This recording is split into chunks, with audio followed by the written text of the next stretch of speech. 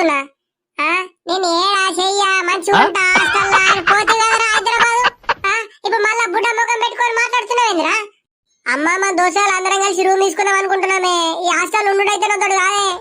అరే పొరాళ్ళారా, మీరు రూమ్ తీసుకుంటే మళ్ళీ ఓళ్ళు అండాలరా. రూమ్ లో ఓళ్ళకని అండొస్తా అరా పొరాళ్ళు. ఎప్పుడు ఆడుకుంటారు, ఎప్పుడు తింటారు, ఎప్పుడు అంటారు, ఎప్పుడు చదువుకుంటారు. ఏ మమ్మీ ఆ రాయేశాడు మస్తు ఆడతాడే, నీకు తెలిసేగానే. అబ్బా బద్మాషాడు మళ్ళా నీతోటే ఉన్నాడారా? అటు సోబత్ బంద్ చేయరంటే మళ్ళా ఆడుతోటే ఉంటున్నావారా? ఏ మమ్మీ వంట చేసేటోళ్ళు మా రూమ్ లో ఓళ్ళేరే, అందుకే అని సోబత్ కలుపుకున్నాం. ఏం చెప్తున్నావో ఏమో రప్పడా, హైదరాబాద్ పోయినావు ఏం చెప్తున్నావో మాకైతే ఏం అర్థమైతలేదు. మమ్మీ ఒక 10,000 పంపమనే డాడీని. 10,000 ఏంటికి రప్పడా?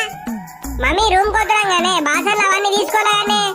ఫస్ట్ 10,000 అయితే మళ్ళీ సెకండ్ సారి 5,000 అయితే గానీ ఫస్ట్ నెల అయితే 10,000 అయితే.